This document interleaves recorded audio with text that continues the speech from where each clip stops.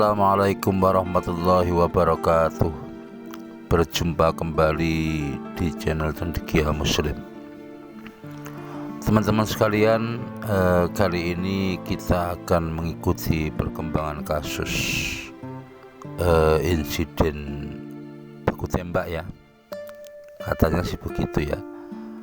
Insiden baku tembak yang menyita perhatian publik nasional ya.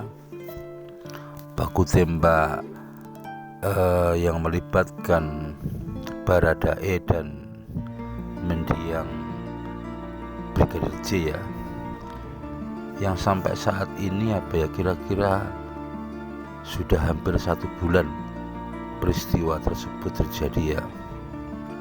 Jadi korbannya sudah ada, kemudian penembaknya juga sudah mengaku, dan penuh dengan dinamika ya yang terjadi ya, mulai dari kontroversi hilangnya CCTV, kemudian pengumuman yang baru dilakukan 3 hari pasca kejadian, kemudian adanya otopsi ulang, dan banyak sekali rumor-rumor yang beredar terkait perkara tersebut ya.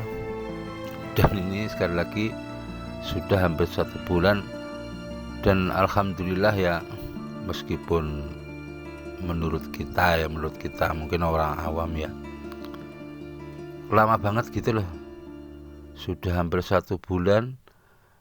Baru semalam ada penetapan tersangka ya.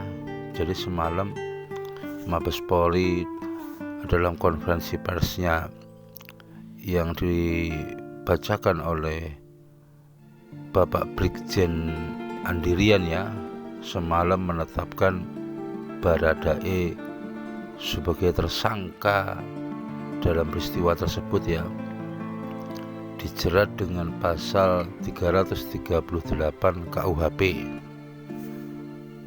Pasal tersebut itu pada intinya tentang perampasan nyawa seseorang ya. Ancaman hukumannya 15 tahun penjara, itu paling lama. Jadi semalam itu yang ditetapkan tersangka atau dijeratkan pada tersangka itu pasal 338 ya, bukan pasal 340 ya. Kalau 340 itu soal pembunuhan berencana. Tetapi dalam konferensi pers tersebut Brigjen Andirian masih mengatakan proses penyidikan masih terus dilakukan dan dikembangkan.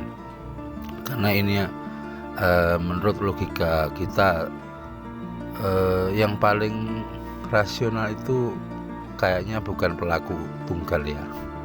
Ada banyak, atau setidaknya ada pelaku lain lah. Itu logika yang dibangun oleh publik.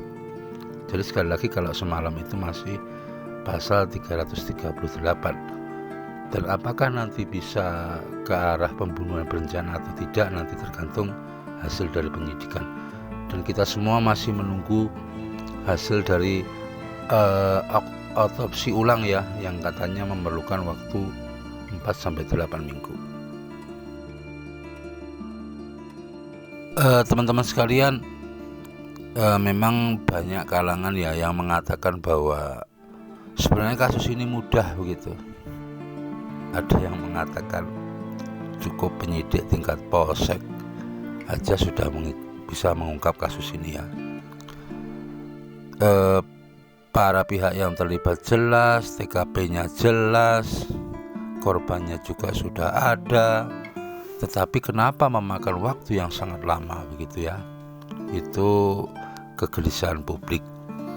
Tetapi kemarin Bapak Mahfud MD itu mengatakan bahwa peristiwa yang terjadi di rumah Bapak Irjen Verdi Sambo itu bukan kriminal biasa, karena di situ ada mengandung unsur psikohierarki dan bahkan psikopolitik ya. Itu pernyataan dari Pak Mahfud MD. Ada psikohierarki yang menyebabkan penanganan perkara ini tidak semudah yang dibayangkan ya, memerlukan waktu, sehingga Pak Mahfud MD meminta publik untuk bersabar. Kira-kira psikohierarki itu apa begitu ya?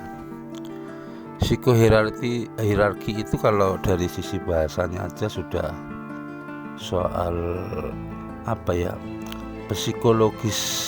Hierarki itu kan semacam apa ya, tingkatan-tingkatan begitu ya, dari bawah ke atas begitu.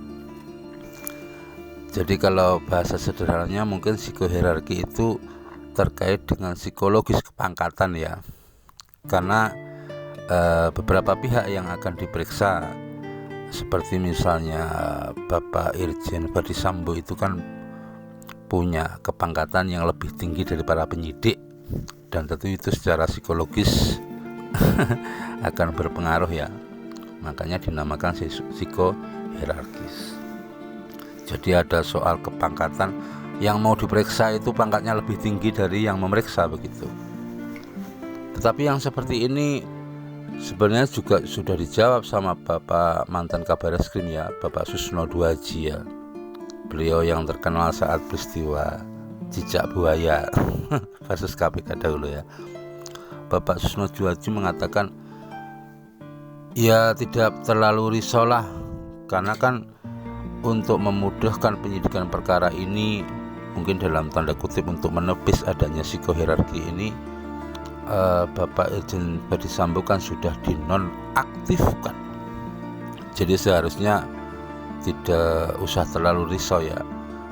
Apalagi kalau dalam istilah hukum itu kan ada yang namanya equality before the law ya, persamaan di muka hukum. Siapapun orangnya, siapapun warga negara, apapun pangkatnya, apapun status sosialnya, itu semua harus punya kesamaan di muka hukum.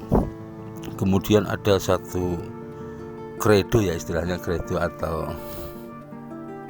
apa ya, semacam satu asas atau satu moto lah, aku agak lupa, fiat justitia ruat khailum, artinya tegakkan hukum walaupun langit akan runtuh.